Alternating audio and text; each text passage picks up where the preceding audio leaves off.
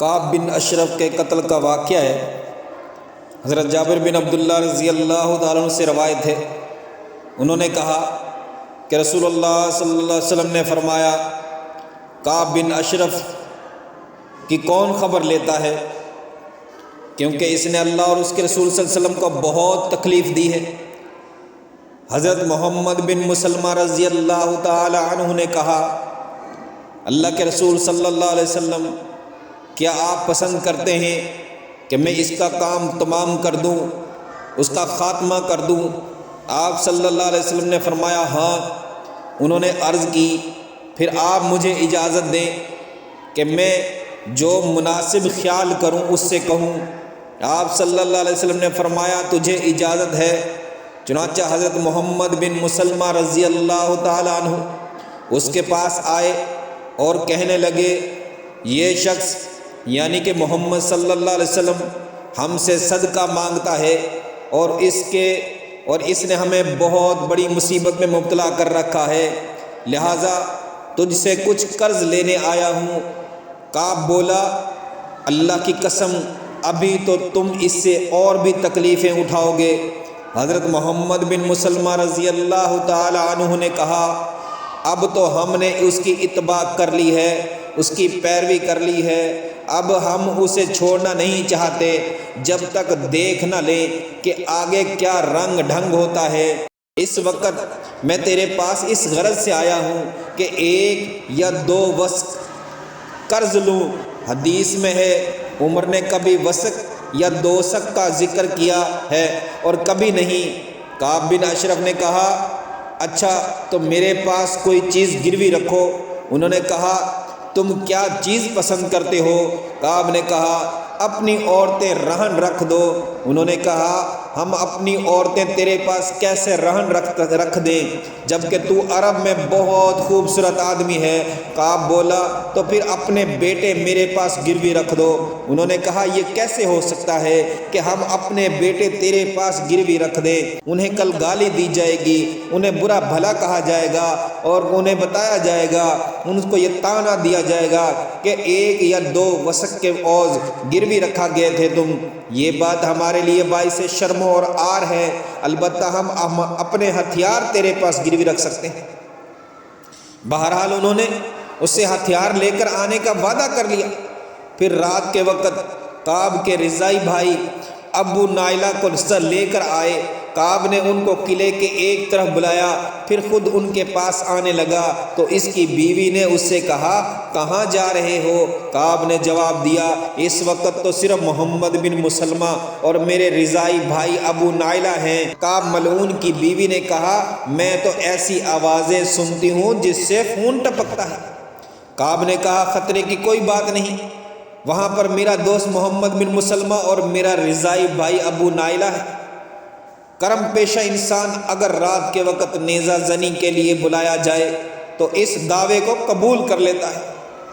محمد بن مسلمہ بھی اپنے ساتھ 2 اور آدمیوں کو لے آئے تھے۔ راوی حدیث سفیان سے پوچھا گیا کہ کیا آپ کے شیخ عمروں نے اس کا نام لیا تھا؟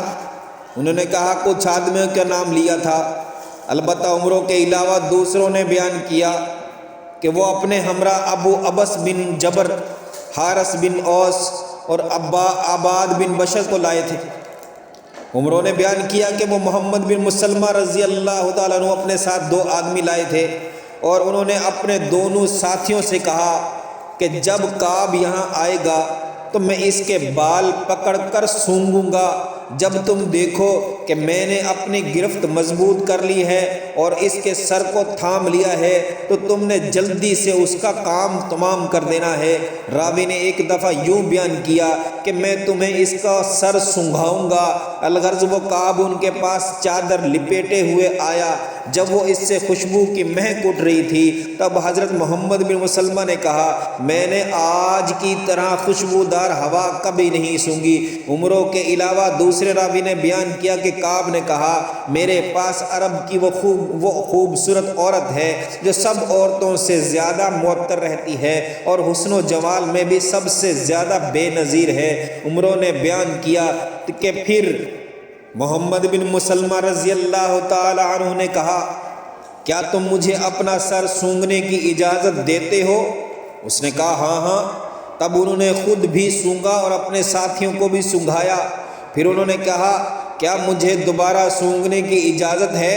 اس نے کہا ہاں۔ پھر جب حضرت محمد بن مسلمہ نے رضی اللہ تعالیٰ عنہ نے اسے مضبوط پکڑ لیا تو اپنے ساتھیوں سے کہا ادھر آؤ اور اس کا کام تمام کر دو۔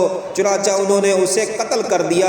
پھر وہ نبی کریم صلی اللہ علیہ وسلم کے پاس آئے اور آپ کو اس کے قتل کی خوشخبری سنائی۔ یہ کعب اشرف کون تھا؟ کعب اشرف بنو صوبان قبیلے سے تھا۔ دور جاہلیت میں اس نے کئی آدمیوں کو قتل کر دیا تھا، تو وہاں سے بھاگ کر مدینہ طیبہ میں آ گیا اور بنو نذیر سے عہد و پیمان کر لیا۔ پھر اس نے ابو الحقیق کی لڑکی عقیلہ سے شادی کی تو اس سے کعب پیدا ہوا۔ اس کے قتل کے کرنے کے متعلق دو اسباب بیان کیے جاتے ہیں۔ غزوہ بدر کے بعد اس نے قریش کو جنگ پر ابھارا اور ہر قسم کے مال اور اسباب کے ساتھ تعاون کرنے کا یقین دلایا، بلکہ 60 آدمیوں کا وفد لے کر مکہ گیا اور انہیں مسلمانوں کے خلاف جنگ پر آمادہ کیا۔ اس کے علاوہ یہ شاعر بھی تھا، اپنے اشعار میں اسلام اور اسلام کی توہین کرتا اور مسلم خواتین کے متعلق نازیبہ اشعار کہتا تھا۔ دوسرا، اس نے رسول اللہ صلی اللہ علیہ وسلم کی دعوت کی اور پروگرام اس طرح طے فرمایا کہ جب آپ مکان میں تشریف فرما ہو تو یک بارگی آپ پر حملہ کر کے آپ کو شہید کر دیا جائے، لیکن حضرت جبرائیل علیہ السلام نے آپ کو اس سے مطلع کر دیا۔ اس کی خبر آپ صلی اللہ علیہ وسلم کو دے دی اور آپ صلی اللہ علیہ وسلم کو جبرائیل علیہ السلام اپنے پروں میں چھپا کر لے آئے۔ تو واپس آ کر آپ نے فرمایا کہ اب اس کی ایز رسانی انتہا کو پہنچ چکی ہے، اسے قتل کرنا چاہیے۔ چنانچہ اسے کیف کردار تک پہنچا دیا گیا۔ کعب بن اشرف یہودی کے قتل میں 5 صحابہ کرام نے حصہ لیا۔ محمد بن مسلمہ، ابو عبس بن جبر، حارث بن اوس، ابو نائلہ اور عباد بن بشر رضی اللہ تعالی عنہم۔ خود رسول اللہ صلی اللہ علیہ وسلم بقیع تک ان کے ساتھ آئے، پھر اللہ کا نام لے کر انہیں روانہ کیا اور دعا فرمائی اے اللہ ان کی مدد فرما۔ یہ صحابہ کرام رضوان اللہ علیہم اجمعین جب اسے قتل کر کے واپس آئے تو بقیع کے پاس پہنچ کر انہوں نے نعرہ تکبیر بلند کیا۔ رسول اللہ صلی اللہ علیہ وسلم کے پاس پہنچ کر اس کا سر آپ کے آگے پھینک دیا۔ آپ صلی اللہ علیہ وسلم نے اس کے قتل ہونے پر اللہ کا شکر ادا کیا۔